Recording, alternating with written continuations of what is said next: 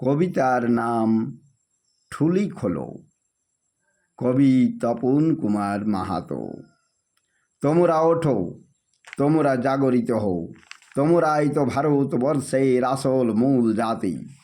আর্যরা ভারতবর্ষে প্রবেশ করে তোমাদের করেছে ভাগাভাগি। তাহারা তো হয়েছে আর্য, ও তোমাদের রাখিয়াছে অনার্য করে। তাই তোমরা ঠুলি খুলে দেখো, তোমাদের কোনো কিছুতেই নাহিকো কোনো অধিকার। তাই তো তোমরা রহিয়াছ আজও শোষিত বঞ্চিত হইয়া এই ভারত ভূমির মাঝে। তোমাদের উপর চলিবে শোষণ শাসন, চলিবে কি চিরকাল? তোমরা কি ঘুমাইয়া রহিবে? তোমাদের চোখের ঠুলি খুলিবে না কোনো কাল? তোমরা কি থাকিবে শোষিত বঞ্চিত হইয়া এই ভারত ভূমির মাঝে? এই 15% মানুষ তোমাদের রাখিয়াছে ঠুলি পরাইয়া চোখে। তাই তো তোমরা দেখিতে পাচ্ছ না তোমাদের জনসংখ্যা কত। তোমরাই তো রহিয়াছ ভারতবর্ষের 85% মানুষ।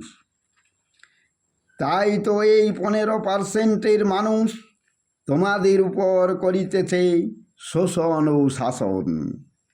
তাই তো তোমরা পড়িয়া রহিয়াছ আজও অশিক্ষিত হয়ে।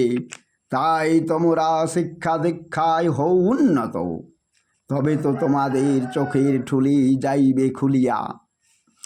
তোমরা হইবে শিক্ষা দীক্ষায় উন্নত ভারতবাসী। তাই তো তোমাদের হাতেই থাকিবে ভারতবর্ষের মানদণ্ড। এটাই হইবে তো আসল ভারতীয়দের পরিচয়। তাই তোমরা আর থাকিও না পরাধীন ভারতবাসী হয়ে। তোমরাই তো ভারতবর্ষের আসল ভারতবাসী। তাই তো তোমাদের হাতেই থাকিবে সমস্ত ক্ষমতার অধিকার।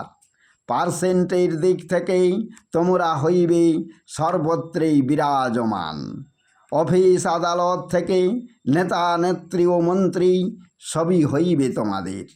তাই তোমরা সঠিক শিক্ষায় শিক্ষিত হও এই ভারত ভূমির মাঝে। তবে তো তোমরা ফিরিয়া পাইবে তোমাদের অধিকার। তাই তোমরা ঠুলি খুলিয়া দেখো, সর্বত্রই রহিয়াছে তোমাদেরই অধিকার। তোমরাই তো আসল ভারতবাসী। তাই তো সর্বত্রই থাকিবে তোমাদেরই অধিকার। জয় হিন্দ। আপনাদের কবিতাটি ভালো লাগলে শেয়ার ও কমেন্ট করে আমাকে অতি অবশ্যই জানাবেন। জয় হিন্দ।